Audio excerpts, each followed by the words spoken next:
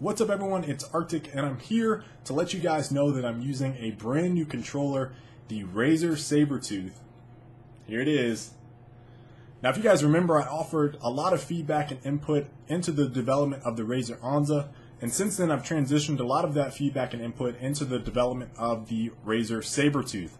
Now this video I just want to give you guys an overview of the features, so if you guys sit back and check this out. Now, one of the things that you guys are going to immediately notice is that the Sabertooth has a very nice black carrying case. Now, if you're on the go like me quite a bit, carrying case definitely comes in handy. I've had several tournaments where I've dropped a controller, button pops off, and I've had to buy a new one, so this is definitely a big plus for me.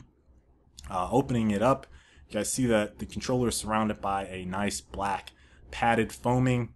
I would not recommend throwing this thing from like a 10-story building, but as I said, it will definitely protect it from falls. The other's flap on the inside there. There's two Velcro pouches. One of them holds the detachable cable, and the other holds the screwdriver, which you guys use to take out the back rockers, which I'll show here in a bit.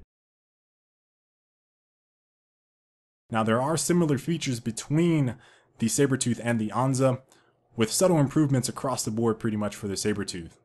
The D-pad there still has the individual tactile presses, but the buttons are now smaller. There are still mechanical switches in the action buttons over there. And the sensitivity on the analogs can still be adjusted. I'll show you guys that in a bit. Up top, the shoulder buttons pretty much function the same as the Onza.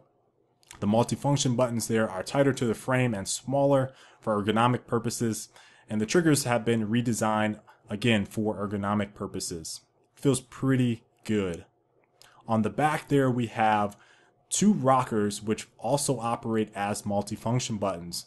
They basically sit where your either ring finger or middle finger are placed along the back of the controller. I actually hold mine and I can press them with my middle finger there.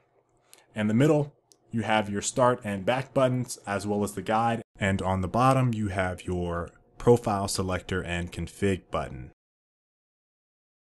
Now once you're all plugged up and ready to go, there are two buttons on the bottom that pretty much dictate how the controller functions. The left button there sets the profile that you're using, so if you're playing a different game and you have a certain button configuration, you can set it to either profile 1 or profile 2. The right button there is how you pretty much set the controller up. Now right now we're in program mode. You can change the sensitivity of the control sticks. You can change your multifunction buttons up top. You can also change your multifunction buttons in the back as well. Flipping it over on the back, there's the rockers that we were talking about earlier. Now I actually removed the rocker there simply with the screwdriver that you guys saw at the beginning of the video. Now you just stick that right in that screwdriver hole there and unscrew it, and it pops right out. So if you're not used to that back rocker, you can actually remove that and just use the multifunction buttons up top. Now in order to set one, you have to press down the button and then hit whatever button you want to assign it to. Up top, you guys see I'm pressing the two buttons up top. They're set to X and A right now. And we're going to go ahead and reprogram the sensitivity. So you just, in order to do it, you have to tap in the analog, and then on the D-pad, you guys see I'm pressing up and down.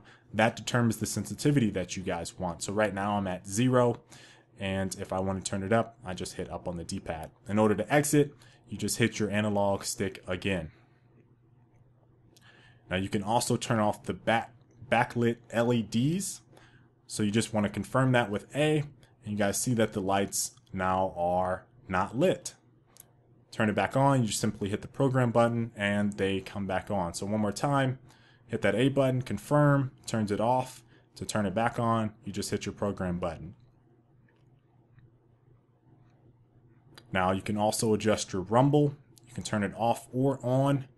I play with mine off, so whenever I have my games in, I'm always playing rumble off. Now the last feature I want to show you guys is simply that the quick disconnect cable actually detaches from the controller itself. Simply unscrew that top portion there and pull it off of the prongs that it's set in, and now your controller becomes very mobile. So last but not least, guys, I wanted to let you know that Razer has spent a lot of time and effort improving upon the durability of the Onza with the Sabertooth. They've experimented with a lot of different materials as well as the mechanical structure of the controller itself, just so you guys have a better experience. So I hope you guys really enjoyed this overview. Hope you guys check out the controller, and I will see you guys online.